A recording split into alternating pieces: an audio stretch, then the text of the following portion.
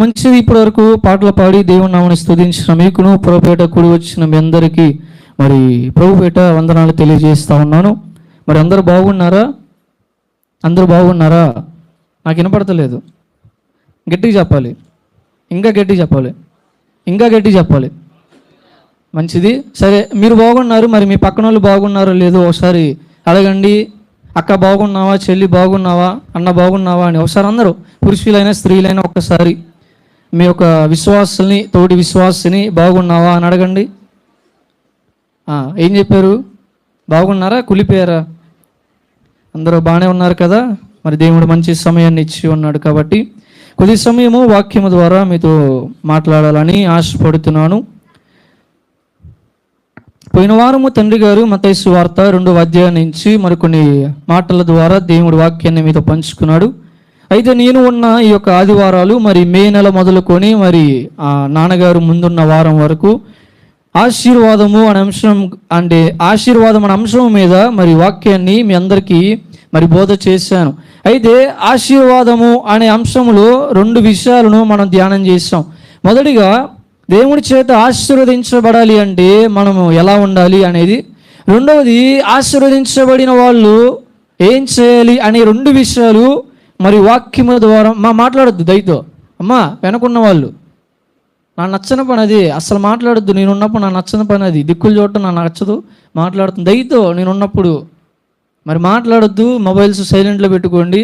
నా వైపు చూడండి. పిల్లలు తిరిగితే తిరగనివ్వండి, వాళ్ళ వైపు చూడొద్దు. పిల్లలు కాబట్టి నా వైపు చూడండి అంతే. మీరు అలా ఆలోచన కూడా అసలు ఉండొద్దండి. దయతో మరి ప్రభుపేట మీకు మనవి చేస్తున్నాను. ఆశీర్వాదం పొందుకోవాలి అంటే ఎలా ఉండాలి అని, ఆశీర్వదించబడిన వాళ్ళు ఏం చేయాలి అని ఈ 2 విషయాలు మరి వాక్యం ద్వారా మీకు బోధ చేశాను. అయితే అసలు ఆశీర్వాదం అనే విషయం మీద అంత మరి డెప్త్గా ఎందుకు నేను తీసుకెళ్ళాను అంటే, ఆనాడు అహరోనుకిని తన యొక్క కుమారులకిని ఇశ్రాయేలు ప్రజలందరూ వాళ్ళ ఎద్దుకు వచ్చినప్పుడు వాళ్ళని ఏ విధంగా దీవించాలి, వాళ్ళని ఏ విధంగా ఆశీర్వదించాలి, వాళ్ళకి వీళ్ళకి మధ్య ఉన్న సంభాషణ ఏ విధంగా ఉండాలి అని మోషే ద్వారా అహరోనుకి తన కుమారులకి దేవుడు తెలియజేసి సంఖ్యాకాండము 6వ అధ్యాయము 24వ వచనంలో అక్కడ రాయబడి ఉన్నది, యెహోవా నిన్ను ఆశీర్వదించి నిన్ను కాపాడునుగా. కానీ విషయంలో ఆశీర్వాదం అనే విషయాన్ని మరి మనం చాలా వారాలుగా మరి ధ్యానం చేస్తూ వచ్చి ఉన్నాం. అయితే కేవలము దేవుడు తన ప్రజల్ని నేను ఆశీర్వదిస్తాను అని మాత్రమే చెప్పలేదు, కానీ నేను నిన్ను కరుణిస్తాను అని కూడా దేవుడు తన యొక్క ప్రవక్తల నోటి ద్వారా ఉంచిన దేవుడు.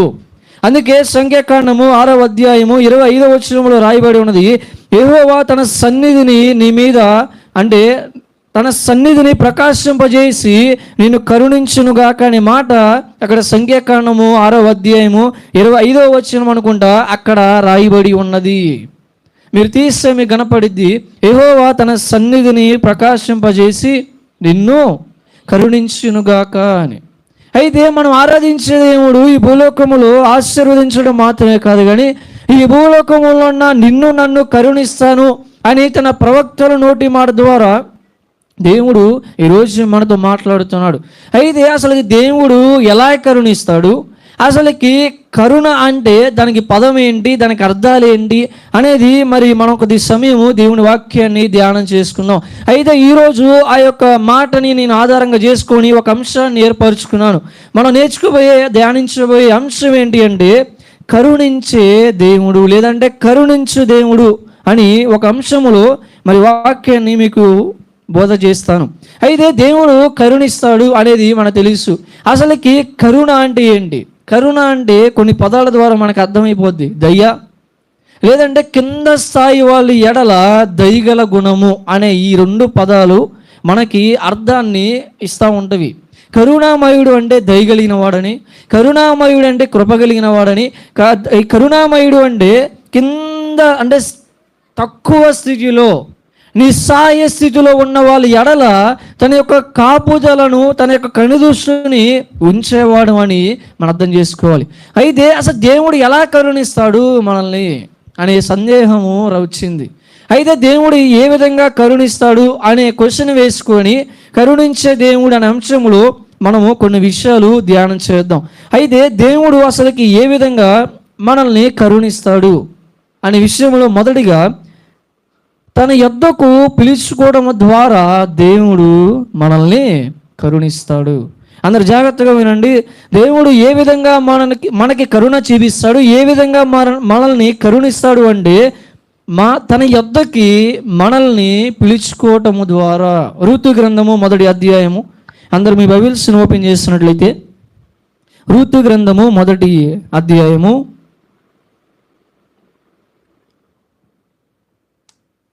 రూతు గ్రంథము పాత నిబంధన పేజీ నంబర్ 220. రూతు గ్రంథము 1వ అధ్యాయము 6వ వచనము చదువుతాను, మీరు శ్రద్ధగా ఆలకించండి.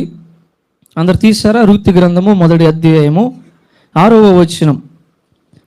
వారికి ఆహారం ఇచ్చుటకు యెహోవా తన జనులను దర్శించునని ఆమె మోయాబు దేశములో వినను గనుక మోయాబు దేశము విడిచి వెళ్ళుటకై ఆమెయు ఆమె కోరండ్రును ప్రయాణమైరి.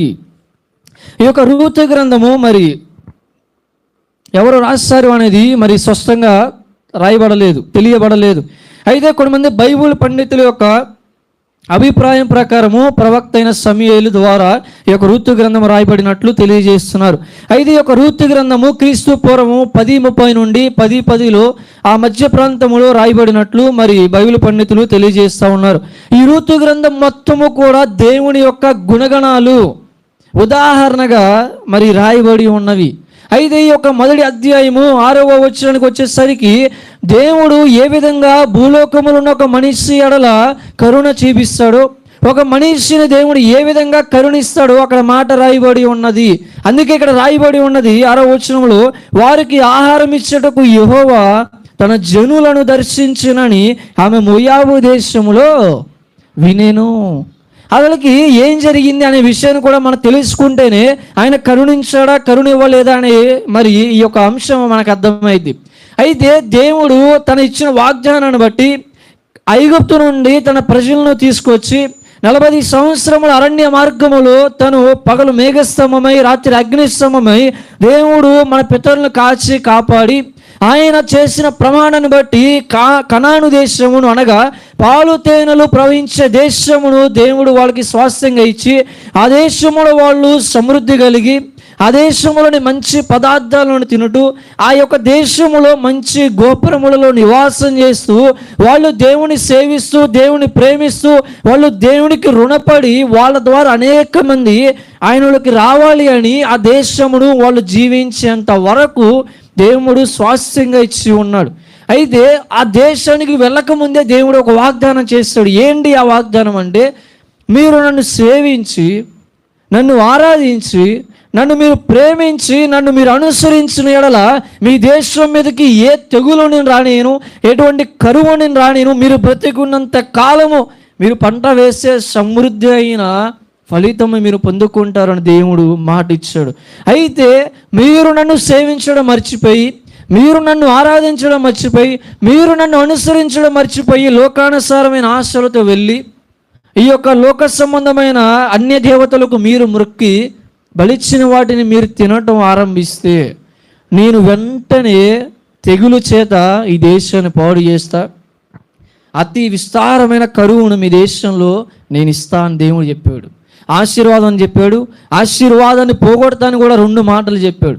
అయితే దేవుడి మాటకు అందరూ లోబడి కనాను దేశానికి వెళ్ళిన తర్వాత కొన్ని రోజుల పాటు కొంతకాలం పాటు వాళ్ళు దేవుణ్ణి అనుసరించి దేవుణ్ణి ప్రేమించి వాళ్ళు దేవుని మాత్రమే హత్తుకొని జీవించారు. తర్వాత రోజులుగా మారే కొంది, తరాలు మారే కొంది వాళ్ళు దేవుణ్ణి మర్చిపోయి అన్య దేవతలను ఆరాధన చేస్తూ లోక ఆశలతో పట్టబడిపోయి వాళ్ళు తిరిగి రాని స్థానంలో, అంటే తన హృదయంలో దేవుడు లేడు, వేరేది ఏదో పెట్టుకొని దేవుడికి బహు దూరంగా వాళ్ళు జీవించినప్పుడు దేవుడు వెంటనే కనాను దేశం మీద తెగులు చేత కరువు చేత జనాల్ని బాధించడం మొదలుపెట్టాడు. ఆ దేశంలో నివాసం చేస్తున్న ఎలీమెలెకు అనే ఒక కుటుంబం ఆ కరువులో వాళ్ళ ప్రాణాన్ని పోగొట్టుకోకుండా ఉండటానికి ఎలీమెలెకు తన భార్య అయిన నయోమిని తీసుకొని తన 2 కుమారులను తీసుకొని బెత్లెహేము వదిలి మోయాబు దేశానికి ప్రయాణమయ్యారు. అనగా అక్కడ నుంచి ఇక్కడ వరకు 80 కిలోమీటర్ల దూరము. ఈ బెత్లెహేము అనగా దేవుడు నివసించే ప్రదేశము, ఈ మోయాబు దేశం అనగా దేవుడికి ఆయాసకరమైన అన్యులతో కూడిన ప్రాంతము, దేశము. ఆ యొక్క దేవుడి యొక్క సన్నిధిని విడిచి వాళ్ళు అన్యులు నివసిస్తున్న దేశంలోకి వాళ్ళు వెళ్ళిపోయారు. వెళ్ళిన తర్వాత అక్కడ ఆహారం లేదు, ఇక్కడ ఆహారం సంపాదించుకొని తమ ప్రాణాలు కాపాడుకోవాలని ఆశపడిన తన యజమాని అయిన ఎలీమెలెకు చనిపోయాడు. తన భర్త అయిన ఎలీమెలెకు చనిపోయిన తర్వాత ఆ ఇద్దరు కుమారులు కూడా వాళ్ళకి కావాల్సిన వాళ్ళని వివాహం చేసుకొని 10 సంవత్సరాల తర్వాత వాళ్ళు కూడా మరణించిన తర్వాత ఇటు భార్య లేని ఇది అంటే భర్త లేని అనాథగా అయిపోయింది. ఇటు ఇద్దరు కోడళ్ళు వాళ్ళ యొక్క భర్తలు లేకుండా అనాథలుగా మోయాబు దేశంలో దీనులుగా నిస్సాయులుగా చిన్న చూపు కలిగిన వాళ్ళు నివాసం చేస్తూ ఉన్నారు. నివాసం చేస్తున్న సమయంలో వాళ్ళు ఎంత కాలము నివాసం చేశారో మనకు తెలియదు, వాళ్ళు ఎంతవరకు ఆ దేశంలో ఉన్నారో తెలియదు. కానీ ఆ యొక్క దేవుని ప్రజలు ఆ దేశంలో నిరాశతో నిస్సాయ స్థితిలో ఉన్నారు అని దేవుడు గమనించి దేవుడే వాళ్ళు ఎలా జాలి చూపించి ఒకనొక రోజు నయోమికి ఒక సమాచారం వినపడింది. ఏంటి? ఏ దేశమునైతే వాళ్ళు విడిచిపెట్టి వచ్చారో, ఏ దేశాన్ని అయితే వాళ్ళకి స్వాస్థ్యంగా ఇస్తాడు అని దేవుడు వాగ్దానం చేసి వాళ్ళని ప్రవేశపెట్టాడు, ఏ దేశము చేత దేవుడు కరువు వచ్చిందో, ఏ ప్రజలను వాళ్ళు విడిచి వచ్చేసారో ఆ దేశానికి, ఆ జనాల మధ్యకి వాళ్ళు ఆరాధించే దేవుడు, వాళ్ళని విడిపించే దేవుడు, వాళ్ళకి తోడై ఉండే దేవుడు వాళ్ళని దర్శించాడు అనే మాట నయోమికి వినబడింది.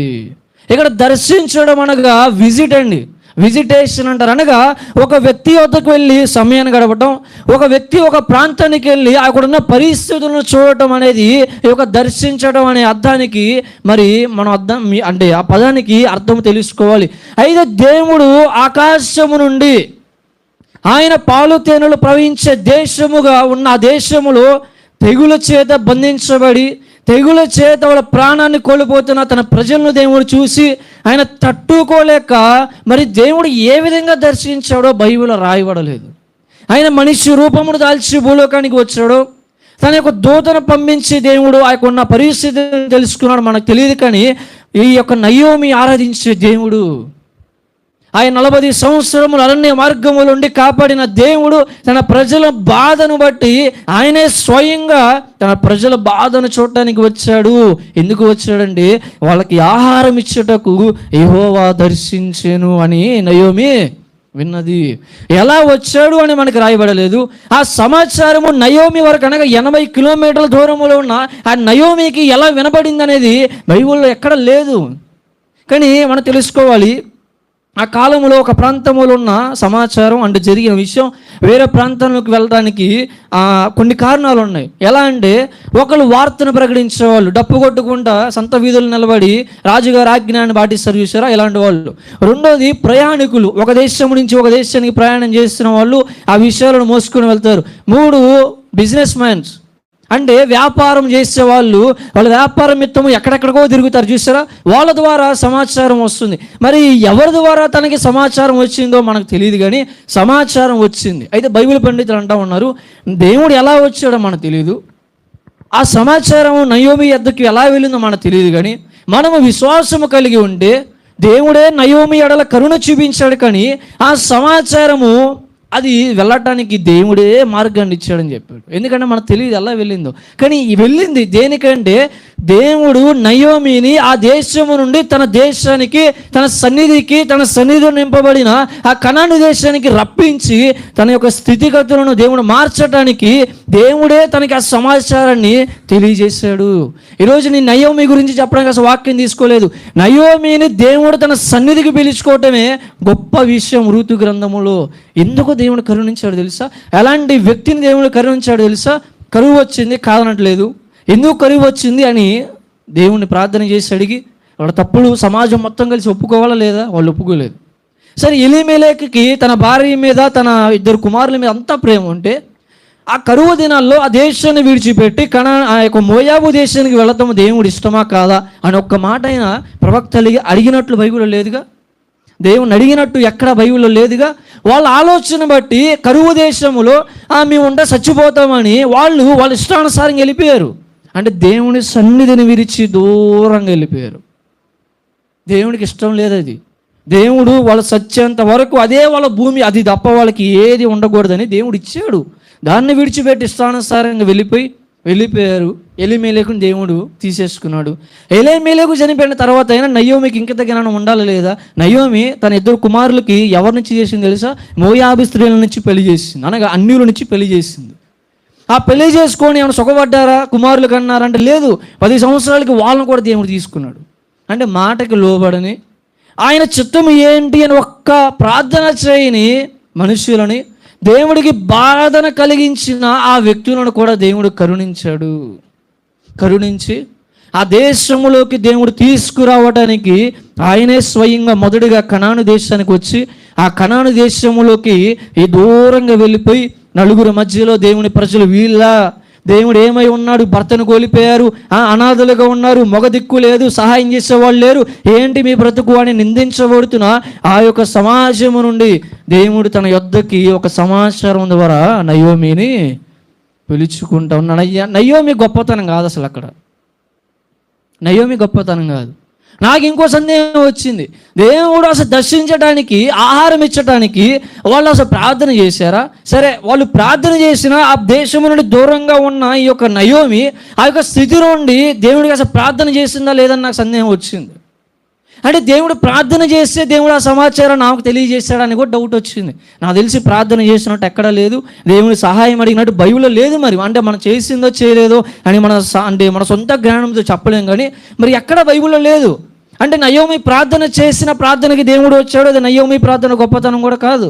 నయోమి ఒకవేళ ప్రార్థన చేయకపోయిన సమాచారం నయోమి వరకు వచ్చిందంటే అది దేవుడి యొక్క గొప్పతనము.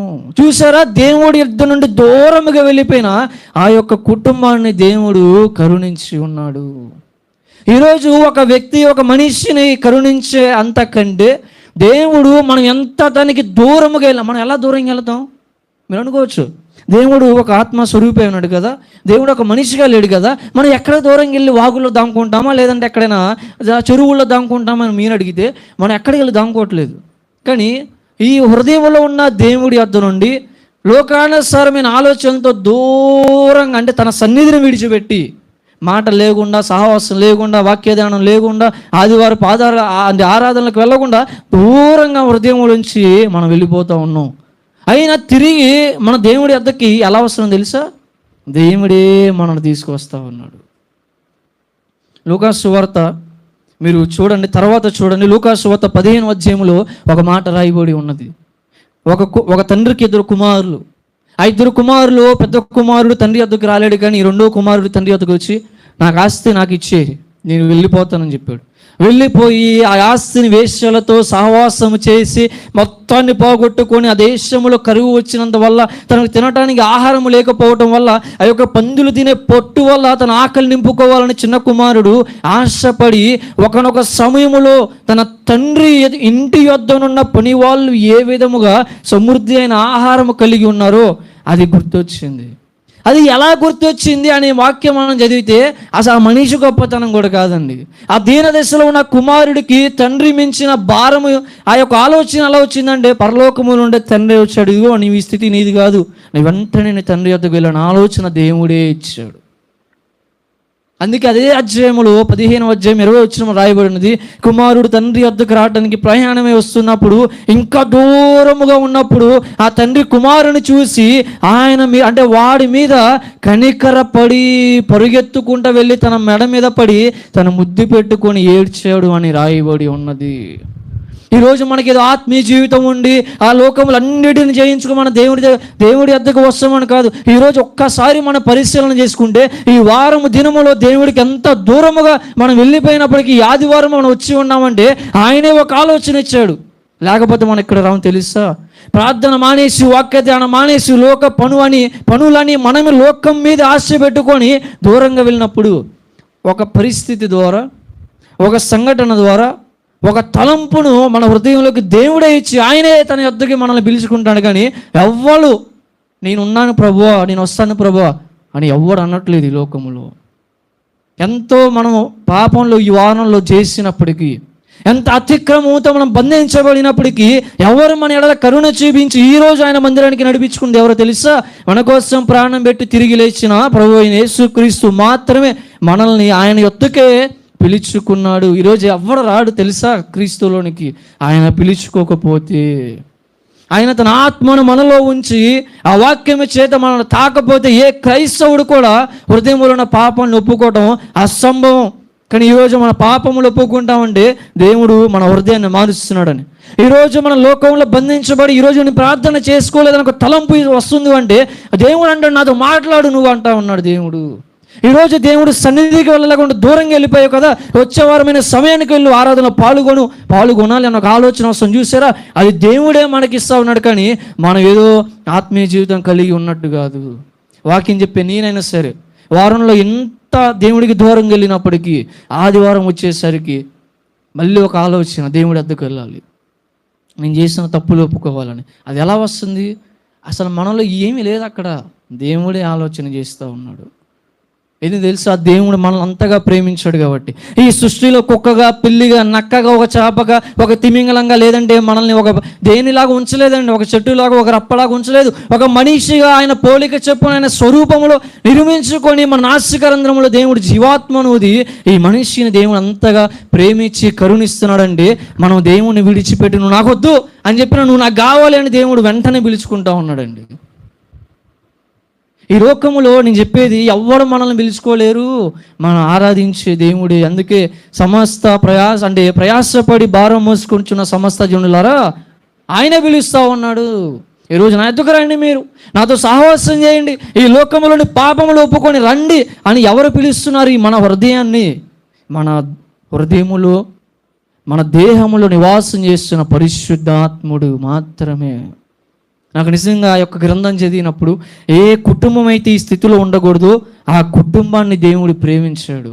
ఆ కుటుంబాన్ని దేవుడు కరుణించి మీరు తప్పు చేశారు, నా నుంచి దూరంగా వెళ్ళారు, ఇంకొద్దు నా ఎద్దుకు మీరు వచ్చేయండి, మీరు అవమాన పాలు పడతాం నాకు ఇష్టం లేదు, మీరు అన్నిలో ముందు నిందలు పడతాం నాకు ఇష్టం లేదు, అనాథులుగా మీరు ఉంటాం ఇష్టం లేదు, వెంటనే నా ఎద్దుకు రండి, నేను మిమ్మల్ని చూసుకుంటాను అని దేవుడు అభయం ఇచ్చాడు. ఆ సమాచారం నయోమి విని ఏం చేసింది తెలుసా? వెంటనే ఆ దేశమును విడిచి ఆమె కోడండ్రును ప్రయాణము. ఈరోజు దేవుడు అట్టి ఆలోచన మరి హృదయానికి వచ్చినప్పుడు నెగ్లెక్ట్ చేయొద్దు. రా నాతో ప్రార్థన చేయి, నాతో సహవాసం కలిగి ఉన్నాడు దేవుడు ఒక ఆలోచన మన హృదయం ఇస్తే దూరము కావద్దు. ఎందుకంటే ఆ దూరము మనల్ని శాశ్వతంగా దేవుడి యొద్ద నుండి దూరం చేసి లోకానికి బానిసలుగా మనం తీసుకెళ్తా ఉన్నది. అందుకే దేవుడు అంటాడు ఆలోచన వెంటనే మనం కనుక తప్పు సరిదిద్దుకోగలిగితే దేవుడు మనల్ని స్థిరపరుస్తాడు. నీతిమంతులు 7 సార్లు పడినా కూడా ఏదో అంటారు చూసారా, లెగవపోతే మరి లెగవపోతే మరి లెగవాలి కదా, అట్టాన్ని పద్దాగల పడవచ్చా? పద్దాగల పడకూడదు. ఈ లోకంలో ఖచ్చితంగా పరిశీలన చేసుకుందాం. క్రీస్తు నమ్ముకున్న తర్వాత నుంచి ఇప్పుడు వరకు మన మాట ద్వారా, మన క్రియల ద్వారా, మన తలంపుల ద్వారా దేవుడికి ఎంత దూరంగా మనం వెళ్ళిపోయాం. దేవుడితో సహవాసం లేకుండా ఎంత కాలం అయినదో, దేవుడితో తండ్రి అని కూర్చొని మాట్లాడే యొక్క ప్రార్థన జీవితం ఎన్ని రోజుల నుంచి మనలో లేదు. ఈరోజు దేవుడు అంటున్నాడు రా, తిరిగిరా, ఆయన మనల్ని పిలుస్తూ ఉన్నాడు. ఈరోజు మనం వెళ్ళకపోతే మన స్థితి మారదు. ఆనాడు సమాచారం వినపడటం వల్లనే నయోమి వెళ్ళగలిగింది. కానీ ఆ దేశంలో ఒకవేళ దేవుడు దర్శించిన ఆ సమాచారం నయోమి దగ్గరికి వెళ్ళకపోయినా నయోమి స్థితి మారేదా? నయోమి బ్రతుకు మారేదా? నయోమి తిరిగి తన దేశానికి వచ్చేదంటే నాకు తెలిసి అసలు వచ్చేదే కాదు. నాకు తెలిసి ఖచ్చితంగా ఆ దేశంలోనే ఆమె ఎన్ని నిందలు పడుతున్నా నా దేవుడి యొద్దకు వెళ్ళాలి, నా ప్రజల యొద్దకు వెళ్ళాలి, దేవుడు సన్నిధిగా ఉన్న ఒక కనాను దేశానికి వెళ్ళాలని ఆలోచన వచ్చేది కాదు. ఆలోచన వచ్చింది అంటే దేవుడు వచ్చాడు, దేవుడు దర్శించి తన పరిస్థితులను తెలుసుకొని ఆహారం ఇచ్చేటకు వచ్చాడని మాత్రం విని ఆమె బయలుదేరింది అంతే. లేదంటే అసలు వెళ్ళేది కాదు.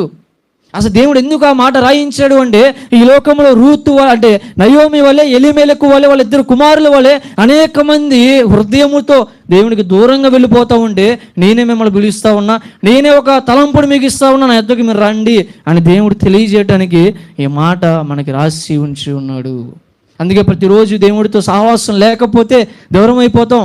దేవుడి చిత్తం ఏంటో కనుక్కొని అడుగులు వేయకపోతే దేవుడి యొక్క ఆత్మ మనలోంచి దూరముగా వెళ్ళిపోయిద్ది. ఉన్నా కూడా ప్రభావం మనలో రాదు. ఈరోజు ఆ స్థితిలో ఒకవేళ నీవు నేనుంటే ఈరోజు ఎంత సాహసాన్ని మనం కోల్పోయినాము. దేవుడు పిలుస్తూ ఉన్నాడు, రా నా దగ్గర. అందుకే ఒక పాట ఉన్నది కదా, దేవుడు పిలుచుచున్నాడు త్వరగా రా అని, ఆలస్యం చేయకు అని ఒక పాట ఉంది. ఆయన నాకు తెలియదు, ఆయన ఒక పాట గొప్ప పాస్టర్ గారు అప్పట్లో రాశాడు, యేసు నుండి పిలుచుచుండే ఆలస్యము చేయక త్వరగా. అలాంటి దేవుడు మనకున్నాడంటే ఈరోజు ఎవరన్నా ఆ విధంగా కరుణించేది?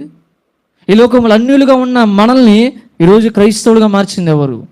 ఒక సమాచారం, క్రీస్తు ఉన్నాడంట, క్రీస్తు మరి పరిస్థితులు మారుస్తున్నాడంట అనే సమాచారం మనకు వినబడితేనే మనం వచ్చాం.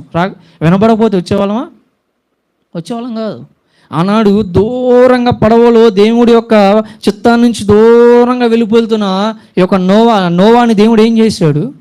నోవానైనా కాదండి, ఈయన పేరేంది? ఆయన పేరేందండి? తిమింగలం మింగింది యోనా దేవుడి సన్నిధికి దూరంగా వెళ్ళిపోతుండే ఎట్లా వచ్చాడు మళ్ళీ? దేవుడే గొప్ప తుఫాను రేగి నా నుంచి నువ్వు దూరంగా వెళ్ళటం నాకు ఇష్టం లేదు, వెంటనే నా చిత్తంలోకి నువ్వు ఎలా? దేవుడు ఎందుకు మనిషిని అంతగా కరుణిస్తూ ఉన్నాడు? ఎందుకు ఆ మనిషిని అంతగా ప్రేమిస్తున్నాడు? అసలు మనం ఏం చేసాం? మనం ఏం చేయలేదు. దేవుడు మన కోసం ప్రాణం పెట్టి తిరిగి లేచాడండి. మరి ఎందుకో మన మీద దేవుడికి అంత కరుణ తెలీదు. ఈరోజు దేవుడు పిలుస్తున్న కాలదనుకొని బ్రతికే వాళ్ళు అనేక మంది. దేవుడు సహవాసంలోకి రా అని బతిమాలినా కూడా నాకు ఈ లోక సహవాసమే ముఖ్యం అనుకొని వెళ్ళే వాళ్ళు అనేక మంది. ఆత్మీయ భారము కంటే కుటుంబం మించిన భారం, ఆర్థిక భారమే నాకు ఎక్కువ అనుకొని వెళ్ళే వాళ్ళు అనేక మంది. కానీ క్రీస్తే మన స్థితిని మార్చాడని ఎవరు తెలుసుకోవట్లేదు. అసలు ఆయన యొద్దకు వస్తేనే మన పరిస్థితి మారిద్ది అని తలంపు రావట్లేదు ఈరోజు క్రైస్తవులకి.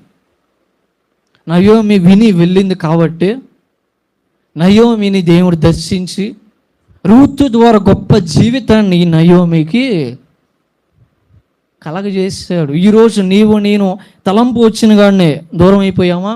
అయ్యా నన్ను క్షమించొద్దు, ఎమ్మంటే వచ్చేయాలంతే. పాపం చేసామా? ఆ దేవుడు మనకు తెలియజేస్తాడా? వెంటనే క్షమాపణ అడగాలి. ఈరోజు ప్రార్థన చేయలేదని ఆలోచన వచ్చిందని నిద్ర మేలుకొని ప్రార్థన చేసి పడుకోవాలి. అదే విధంగా మనం కొనసాగిస్తే దేవుడు మనల్ని దీవిస్తాడండి. దేవుడు తన సన్నిధిని మనకి ఎప్పుడు కూడా అండగా ఉంచుతాడు. అందుకే ఈరోజు దేవుడు ఎలా కరుణిస్తాడంటే ఆకాశం నుంచి చేయి బట్టి నా ఏలు పట్టుకో అని చెప్పడు. సమాచారాన్ని బట్టి, ఒక ఆలోచన బట్టి నా యుద్ధకు రాని హృదయంలో బలముగా వస్తుంది. అది దేవుడు మనల్ని పిలుస్తున్నాడు అని అర్థం. మనం ఏదో దేవుడికి దూరం అయిపోయామని అర్థం, దేవుళ్ళలో మనం బలముగా లేమని అర్థం. అది వచ్చినప్పుడు వెంటనే మన దేవుడి వద్దకు రావటం నేర్చుకోవాలి. అందుకే దేవుడు ఎలా కరుణిస్తాడు అంటే ఆయన యొద్దకు పిలుచుకోవటము ద్వారా. రెండోది దేవుడు ఏ విధంగా కరుణిస్తాడు అంటే ఎల్లవేళలా తన సన్నిధిని మనతో ఉంచటం ద్వారా. రెండోది దేవుడు ఏ విధంగా మనల్ని కరుణిస్తాడంటే తన సన్నిధిని నిరంతరము లేదంటే ఎల్లవేళలా మనతో ఉంచడం ద్వారా. ఇదే రూతు గ్రంథము మొదటి అధ్యాయము 16వ వచనము చదువుతాను, మీరు వినండి. ఇదే అధ్యాయము మొదటి అధ్యాయము 16వ వచనము. అందుకు రూతు నా వెంబడి రావద్దనియు నన్ను విడిచిపెట్టమనియు నన్ను బ్రతిమాలు కొనవద్దు, నీవు వెళ్ళు చోటికి నేను వచ్చేదను, నీవు నివసించే చోటనే నేను నివసించేదను, నీ జనమే నా జనము, నీ దేవుడే నా దేవుడు. రెండవది దేవుడు ఒక వ్యక్తిని ఎలా కరుణిస్తాడని చెప్పాడంటే నిరంతరము తన సన్నిధిని మనకి తోడుగా ఉంచడం ద్వారా. అయితే ఇది రెండు రకాలుగా వస్తుందండి. నేను రెండవ రకంగా తీసుకొని చెప్తున్నా. మొదటి రకం ఏంటంటే నయోమి దేవుడిని అంగీకరించిన రక్షణ వార్త చెప్తారు. కానీ నేను ఏ విధంగా ఈ యొక్క మాటను తీసుకున్నానంటే కొద్దిగా చదివాను, టైం తీసుకొని దీన్ని నేను ఖచ్చితంగా అర్థం చేసుకొని మీకు చెప్తున్నాను. ఎందుకు నేను నిరంతరము దేవుడు మనకి తన సన్నిధిని తోడుగా ఉంచుతాడని రెండోదిగా నేను తీసుకున్నానంటే నయోమి తన ఇద్దరు కోడళ్ళు ఎప్పుడైతే మన సమాచారం విన్నారో తిరిగి వాళ్ళ దేవుడి వద్దకు వెళ్ళిపోవాలి అని నయోమికి ఆశపడినప్పుడు నయోమి తన కోడళ్ళకు ఒక మాట చెప్పింది. అమ్మ, మీరు తిరిగి మీ ఇళ్ళకు వెళ్ళిపోండి, వెళ్ళిపోయి పెళ్లి చేసుకొని నెమ్మది కలిగి ఉండండి, దేవుడు మిమ్మల్ని దయ చూపిస్తాడు, దేవుడు మిమ్మల్ని కరుణిస్తాడు అని చెప్పి నయోమి చెప్తా ఉంటే వాళ్ళు అన్నారు మేమిద్దరము కూడా మీతో వస్తామని చెప్పాడు. అయినా నయోమి అన్నది, అమ్మ నా కుమార్తెల్లారా, ఒకవేళ నేను కుమారులను కన్నప్పటికీ కుమారులు పెరిగి పెద్దయ్యేలోపు మీరు ఒంటరిగా ఎట్లా ఉంటారు? మరి దయతో నా మాట విని మీ తండ్రి ఇంటికి వెళ్ళిపోండి, నేను నా యొక్క దేశానికి వెళ్ళిపోతానని చెప్తే పెద్ద కోడలేమో తనకి ముద్దు పెట్టుకొని వెళ్ళిపోయింది. రెండో కోడలైన రూతు తనని హద్దుకొని నయోమి వెళ్ళమని చెప్పినప్పటికీ నేను వెళ్ళనే, అసలు నువ్వు ఎక్కడి నుంచి వెళ్ళు అని నాకు చెప్పొద్దు, నన్ను విడిచిపెట్టి దూరంగా వెళ్ళాను, నన్ను బతుమాలొద్దు, అసలు నువ్వు ఎక్కడికి వెళ్తావు నేను అక్కడికే వస్తా, నీ దేవుడు ఎవరో నా దేవుడే, నువ్వు ఎక్కడ నివసిస్తావో నేను కూడా అక్కడే నివసిస్తా, ఏ జనము నీ జనము ఆ జనమే నా జనము అని ఒక అన్యురాలైన మోయాబు దేశములో ఉన్న స్త్రీ, దేవుని యొక్క పేరు పెట్టబడిన ఆ యొక్క ప్రజల్లో ఉన్న ఒక స్త్రీని నేను విడవను అని నిస్సందేహంగా చెప్పి ఆమెను వెంబడిస్తూ ఉన్నది. మీరు గమనించినట్లయితే అనాథగా ఉన్న నయోమిని ఇద్దరు కోడళ్ళు కనుక వదిలేసి ఉంటే ఆమెకి శరీరానుసారంగా తోడు ఉండే వాళ్ళు ఎవరు? తన భర్త ఉన్నాడా? తన కుమారులు ఉన్నారా? ఇప్పుడు కోడళ్ళు ఉన్నారా? లేరు. ఇద్దరు వెళ్ళిపోయారు అనుకోండి, ఎవరు ఉంటారు? మరి దేవుడు తన సన్నిధిని ఎప్పుడు తోడుగా ఉంచుతాడు. కానీ ఈ భూలోకంలో అట్టి అభిప్రాయం మనకు కావాలంటే ఒక మనిషిని దేవుడు మన పక్కన ఉంచుతాడు. నిరంతరము మనతో నిరంతరం అంటే మనం మరణించేంత వరకు మన సాటి అయిన సహకారిని దేవుడు పక్కన ఉంచుతాడు. అందుకే నరుడు ఒంటరిగా ఉండటం మంచిది కాదని యెహోవా గమనించి ఆదాములో ఉన్న ఒక పక్కటెముకను తీసి దానిని మట్టితో కప్పి ఒక స్త్రీనిగా, ఇది తెలుసా, ఆయన సన్నిధిని ఎప్పుడు ఉంచుతాడు. కానీ ఆ స్త్రీ ద్వారా ఈ యొక్క ఆదాముకు తోడై ఉండటానికి సహకారిని దేవుడు దయచేశాడు. మరి అట్టి భర్తను కోల్పోయిందిగా, మరి ఎవరు ఉంటారు తనకు తోడుగా? ఇప్పుడు ఇంట్లో ఒక్కళ్ళు ఉంటే అలసడిగా ఉండదా? ఎంత ధైర్యం కలిగిన వాడైనా గాలికి డమాలం కొట్టుకుంది అనుకోండి, ఎంత నిద్రలో ఉన్నా లెగుస్తాం.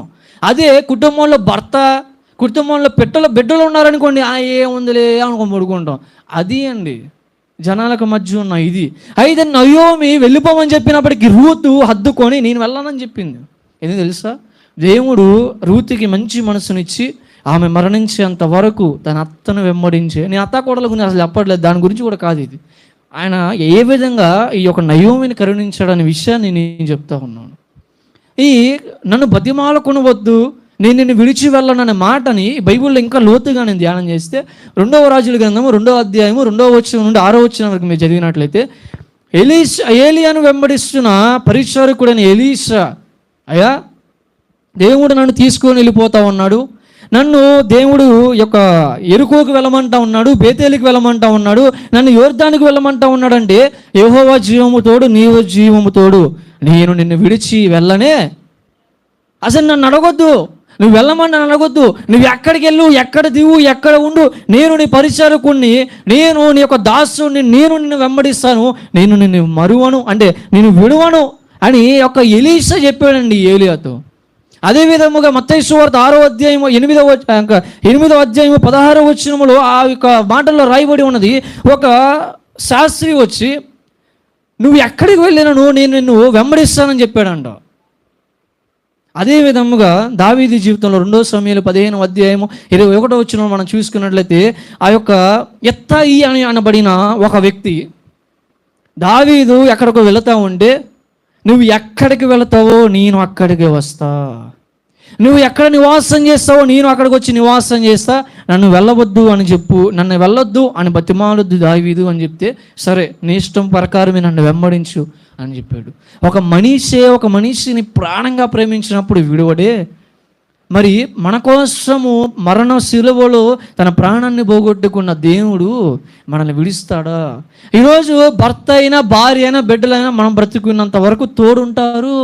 మంచి మనసు ఇస్తే మన కష్ట సుఖాల్లో వృద్ధాప్యంలో ఉన్నప్పటికీ కంటికి రెప్పలాగా పడుకుంటారు.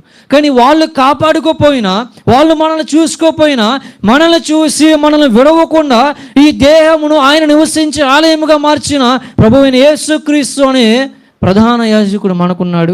ఆయన మనల్ని విడువడు, ఎడబాయడు. అది ఆ యొక్క మాట ద్వారా దేవుడు ఈరోజు మనల్ని కరుణిస్తూ ఉన్నాడు. ఈరోజు భర్త ఉన్న వాళ్ళైనా, భార్య ఉన్న వాళ్ళైనా, భార్య భర్త బిడ్డలు కలిగి ఉన్న వాళ్ళైనా మనం తెలుసుకోవాలి, దేవుడు కరుణించాడు. దేవుడు ఒక సాటైన సహకారి, బిడ్డలు లేకపోయినా పర్లేదు, భార్యనిచ్చాడు కదా, భర్తనిచ్చాడు కదా. ఎందుకు ఇచ్చాడు? తోడుగా ఉండడానికి. ఎక్కడికి వెళ్ళిన అనారోగ్యం వచ్చినా, బాధ వచ్చినా, వేదన వచ్చినా, ఇగో నేను ఉన్నాను నీ భార్యగా అని చెప్పడానికి. భార్య భయపడుతుండే భర్తగా నేను ఉన్నాను కదా అని ప్రోత్సహించడానికి ఇచ్చాడు. వాళ్ళిద్దరు భయముతో ఉన్నప్పుడు, ఇదిగో నీ అరచేతుల్లో చెక్కుకొని ఉన్నా కదా, నేను ఉన్నాను అని నిర్భము అంటే ధైర్యం ఇవ్వటానికి నీలోనే ఉన్నాడు, నాలోనే ఉన్నాడు, మన చుట్టూనే అందుకే ప్రభువైన యేసుక్రీస్తు మరణించి పరలోకానికి ఆరోహణం అవుతున్నప్పుడు ఒక మాట చెప్పాడు, ఇదిగో యుగ సమాప్తి వరకు నేను మీతోనే ఉన్నాను. అందుకే ఇప్పుడు ఏం పాడవాడాం, నీవు నా తోడు మరి నాకు భయమేలా సయ్యా. ఆ పాటల అర్థం మనం తెలుసుకోవాలండి. ఆయన మనలో ఉన్నప్పుడు, ఆయన మన తోడు ఉన్నప్పుడు ఈరోజు ఏంటి మనకి, ఆయన ఉండటం పాటు సమాజాన్ని మనకిచ్చాడు, ఒక సంఘ కుటుంబాన్ని మనకిచ్చాడు, అక్క అన్న తమ్ముడు అని పిలిచి ఆత్మీయ బంధాన్ని ఇచ్చాడు, మన కోసం ప్రయాసపడి ఒక సేవకుని ఇచ్చాడే. మనకేంటి ఈరోజు లోటు? ఆ విధంగా దేవుడు మనల్ని కరుణిస్తూ ఉన్నాడు. విశ్వాసి పట్టించుకోపోయినా సేవకుడు పట్టించుకుంటాడు, సేవకుడు పట్టించుకోపోయినా మన తోటి విశ్వాసి పట్టించుకుంటాడు. ఎవరు పట్టించుకోపోయినా మనం ఆరాధించే దేవుడు మనల్ని ఆ విధముగా దేవుడు మనల్ని కరుణిస్తాడు. కానీ ఈరోజు మనం ఏ విధముగా యోగ్యులం కాదు. అసలు ఎంత పరిశీలన చేయండి, నయోమికి దేవుడు అంత స్థితిని ఇవ్వటానికి నయోమిలో ఏమైనా ఉందా అంటే ఏమీ లేదు. కేవలము తన పేరు పెట్టిన జనాల్లో నయోమి ఒకటి అంతే. కానీ దేవుడు ఎంత వ్యతిరేకమైన మనస్సు తనకు కలిగి ఉన్నా నువ్వు నా చెంతకరా అని ధైర్యపరిచాడు. 2, ధైర్యముగా నడవటానికి రూతు అనే ఒక కోడల్ని దేవుడు తోడుగా ఉంచి ఉన్నాడు. ఈరోజు అదే దేవుడని మనం ఆరాధించే దేవుడు, ఆ దేవుడే మనల్ని పోషించే దేవుడు. 3వదిగా దేవుడు ఏ విధంగా కరుణిస్తాడు తెలుసా? సరైన దిశగా నడిపించడం ద్వారా. జాగ్రత్తగా వినండి, సరైన దిశగా మనల్ని నడిపించడం ద్వారా దేవుడు మనల్ని కరుణిస్తాడని అర్థం చేసుకోవాలి. ఋతు గ్రంథము 2వ అధ్యాయము 3వ వచనము చదువుతాను త్వరగా. ఋతు గ్రంథము 2వ అధ్యాయం 3వ వచనము. కాబట్టి ఆమె వెళ్ళి పొలములోనికి వచ్చి చేను కోయి వారు వెనక పొలములో ఏరుకొనేను. ఆ పొలములో ఆమె పోయిన భాగము ఎలీమెలెకు వంశపు వాడిదేనా. ఇక్కడ అసలు ఎందుకు నేను ఈ మాట చెప్పాను తెలుసా? సరైన దిశగా నడిపించాలని ప్రాముఖ్యంగా రూతుని గురించి నేను ధ్యానం చేసి అర్థం చేసుకున్నా. రూతు నయోమితో పాటు ఆ యొక్క దేశానికి వెళ్ళి నివాసం చేస్తూ ఉంటే మరి పోషణ ఎలా? తండ్రి లేడు, భర్త లేడు, ఇంటికి ఏ మొగ తక్కువ లేరు, 2 స్త్రీలను మరి ఎవరు పట్టించుకుంటారు? ఏమన్నా దానం చేసేంత దాతృత్వం కలిగిన వాళ్ళు ఎవరు లేడు అసలుకి, ఎవడో బహు తక్కువ. మరి రూతు తన అత్తను పోషించుకొని తనను పోషించుకోవడానికి ఒక ఆలోచన కలిగి, నేను నీ సెలవు అయితే ఒక పొలంలోకి వెళ్ళి ఎవరు కటాక్షం పొందుకుంటానో వాళ్ళ దగ్గరికి వెళ్ళి నేను పని చేస్తాను, నాకు సెలవు ఇవ్వా అని అడిగితే వెళ్ళమ్మా అంటుంది. అక్కడ నేను ధ్యానిస్తే ఒక విషయం అర్థమైంది. పోయి ఒక పొలంలోకి వెళ్ళి ఒక భాగంలోకి వెళ్ళింది. ఆ భాగము ఎవరిది? బోయాజుది. నేను ఎందుకు ప్రాముఖ్యంగా ఈ మాట ఏర్పరచుకున్నానంటే, బోయాజు దేవుడి యొక్క ఆత్మను పొందుకున్నవాడు.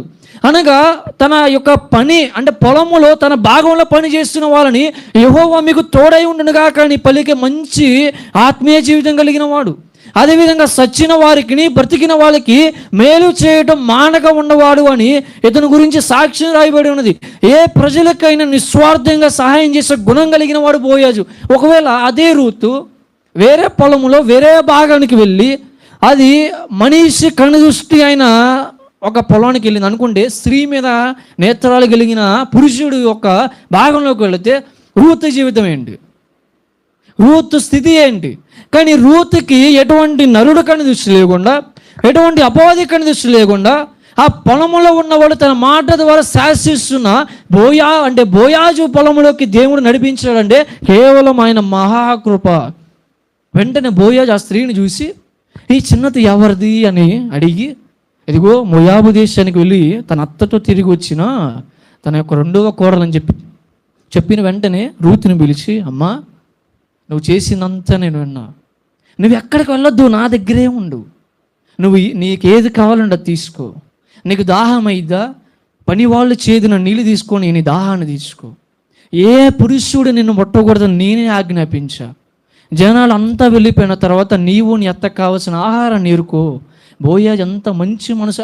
బోయాజు తప్పుడుగా ఏం మాట్లాడాల, నువ్వు నా దగ్గరే ఉండు అని, నా దగ్గరే ఉండు, నేను పిలిచినప్పుడు రా అని అనలేదండి రూతుని.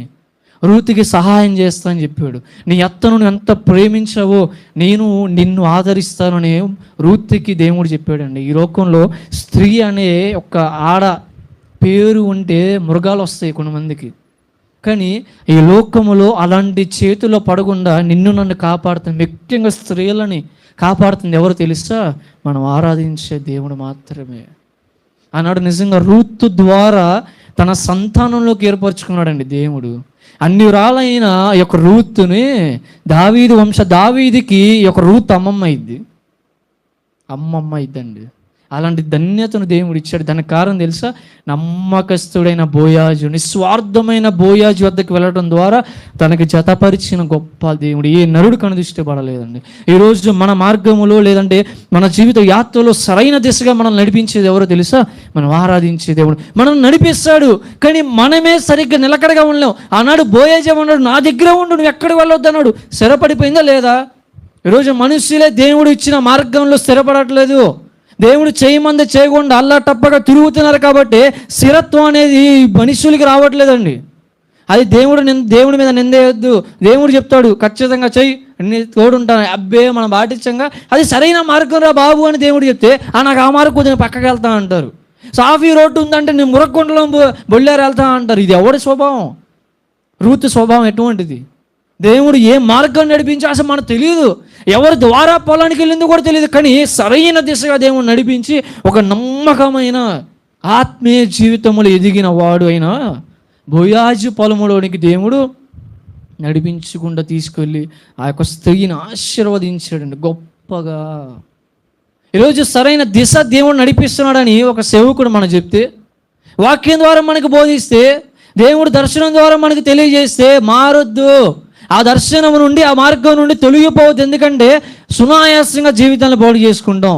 అదే దేశంలో కొనసాగితే కష్టమైన నష్టమైన దేవుడు తన సన్నిధిని మనకి తోడుగానే స్థిరపరుస్తాడు. ఈరోజు స్థిరత్వం అనేది లేదు. స్థిరత్వం లేకపోతే దేవుడు కూడా ఏం చేయలేడండి. ఒక మాట రాయబడి ఉన్నది, మీకు కలిగిన స్థిరమను అనుసరించి పడిపోకుండా జాగ్రత్తగా ఉండడని ఏదో పత్రికలో నేను చదివినట్టు నాకు గుర్తుంది. ఈరోజు స్థిరత్వం అనేది ఇక్కడ లేదు. రూతులో ఉంది స్థిరత్వం అనేది. బోయాజు నమ్మకస్తుడు. ఏ చెడు పనికి రూతుని పిలవలేదండి. ఈరోజు అటువంటి కరుణ మీకు కావాలి అంటే దేవుడే ఇస్తాడు. అసలుకి ఆశీర్వదించబడాలి అంటే మనం చేయాలి. మనం ఎలా ఉండాలో మనం నేర్చుకున్నాం. కరుణించాలంటే అసలు మనం ఏం చేసే పని లేదు, ఆయనే కరుణిస్తాడు. ఎందుకు తెలుసా? గుణగణాలలో ఒక విధి అంటే ఒక లక్షణం అండి దేవుడిది. అది కరుణించడం అనేది దేవుడి గుణగణాలలో ఒకటి. ఎస్తేరును కూడా రాజు చూసినప్పుడంట దయగలిగిన మనసు పుట్టిందంట. రాజుల కింద షండులుగా ఉన్న వాళ్ళు, ప్రాముఖ్యమైన వాళ్ళకి ఈ యొక్క ఎస్తేరుని అప్పగించినప్పుడు వాళ్ళు కూడా ఎస్తేరుని చూసినప్పుడు బహు ప్రేమ కలిగి, శరీరానుసారమైన ప్రేమ కాదండి, బహు ఆప్యాయతతో ఎస్తేరుని ఆదరిస్తే రాజు ఎస్తేరుని చూసినప్పుడు ఒక దయ కలిగిన ఆత్మ పుట్టింది. దానికి కారణము దేవుడు కరుణించాడు. రూతుని కానీ ఎస్తేరుని కానీ బైబిల్లో ప్రతి స్త్రీని దేవుడు కరుణించాడు. ఈ లోకములో మీకు తోడే ఉండేది, పురుషులంగా మేము లేకపోవచ్చు, మీకు తోడే ఉన్నవాడు మనం ఆరాధించే దేవుడు. కానీ స్త్రీని బయటకు పంపించాలని పురుషులు ఎందుకు ఆలోచించారు? ఎవడు ఎట్టుంటాడో తెలియదు, ఏ జాబుకి వెళ్తే ఎట్ట పనికి మాలో ఉంటాడో తెలియదు, ఏ నరుడు కొని ఇష్టపడితే తెలియదు. కానీ ఈరోజు భయపడద్దు, ఎక్కడికి వెళ్ళినా కాచే దేవుడు అక్కడ ఉన్నాడు. ఏది జరిగినా దేవుడు తన సన్నిధిని తోడుగా ఉంచేవాడు. రూతు వల్లే సరైన దిశలో నిన్ను నన్ను ముఖ్యంగా మిమ్మల్ని నడిపించగలిగిన భయపడొద్దు. ఎందుకు స్త్రీలుగా భయపడొద్దు? దేవుడు ఉన్నాడు. అవసరమైతే కొట్టే శక్తి కూడా దేవుడు ఇస్తాడు ఆ సమయంలో. నమ్మండి, భయపడొద్దు, దేనికి బెదరొద్దు. సరైన దిశగా నడిపించేదే నీ దేవుడు, మనల్ని కూడా నడిపించేది మన దేవుడు. కానీ స్థిరత్వం అనేది లేకపోతే ఏం చేయలేం.